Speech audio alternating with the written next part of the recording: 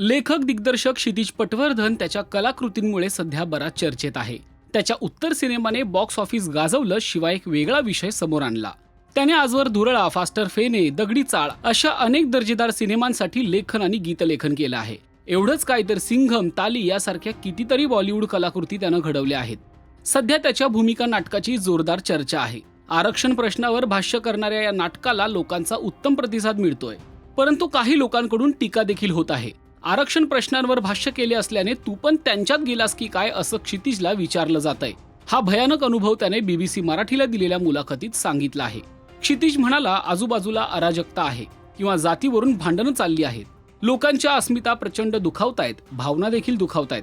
सध्या काळ खूप भयानक आहे असं लोक सतत म्हणतायत. पण म्हणूनच मग उलटा विचार केला की जर काळ भयानक आहे असं लोक म्हणतायत, तर मग त्या काळाला आपण कुठल्या पद्धतीनं प्रतिसाद देतोय हे खूप महत्वाचं आहे.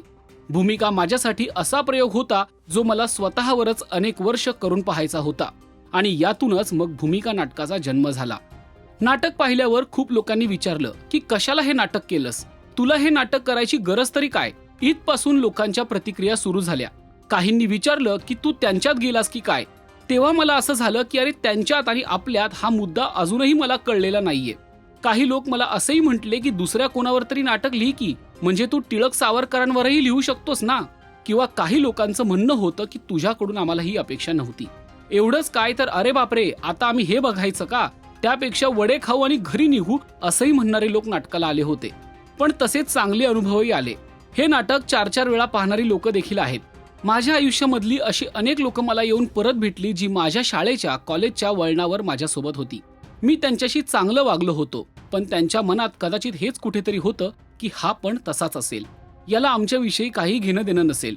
त्यातल्या अनेक लोकांचे मला भूमिका पाहिल्यानंतर मेसेज आले, मेल आले. ते पुन्हा माझ्याशी जोडले गेले. हे मला या नाटकाचं फार मोठं यश वाटतं.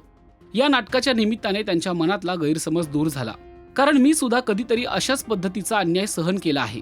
मी सुद्धा कधीतरी वर्गवाद सहन केलेला आहे, वर्चस्ववाद सहन केलेला आहे. या सगळ्याचा ब्राह्मण असण्याशी कधीच काही संबंध नसतो, तो गरीब असण्याचाही असतो. मी त्या अर्थाने त्यांच्या बरोबरीचाच आहे. अशी अनेक माणसं या माणुसकीच्या धाग्याने जोडली गेली आहेत, आणि ती सगळी माणसं मला या निमित्तानं रिकनेक्ट होत आहेत. हे मला फारच आशादायी वाटतं. मला असं वाटतं की बाबासाहेब आंबेडकर यांच्यासारख्या थोर व्यक्तिमत्वाकडे आपण आजही एका विशिष्ट नजरेतून पाहतो. हे आपलं कदाचित दुर्दैव आहे. त्यांचं काम इतकं आहे की समजावून घ्यायला आयुष्य जाईल. आज आपली लोकशाही, आपलं संविधान, आपला समाज हा सगळा बाबासाहेबांनी दिलेल्या मार्गदर्शक तत्वांवरच आधारलेला आहे. त्यामुळे माझं नैतिक कर्तव्य आहे की त्यांचे हे विचार आपल्या छोट्याशा नाटकातून लोकांपर्यंत पोहोचावं, आणि ते जर पोहोचलं तर त्यांच्याबद्दलचा लोकांच्या मनात असलेला गैरसमज दूर व्हायला मदत होईल, असं क्षितिज पटवर्धन या मुलाखतीत म्हणाला आहे. क्षितिज कायमच वेगळा विचार घेऊन लिहित असतो. असाच विचार त्याने भूमिका नाटकातून मांडला आहे. क्षितिजला आलेल्या अनुभवाविषयी तुम्हाला काय वाटतं ते कमेंट करून नक्की कळवा. आणि मराठी सिने विश्वातील ताज्या अपडेट, बातम्या आणि गॉसिपसाठी सबस्क्राईब करायला विसरू नका. फक्त राजश्री मराठी.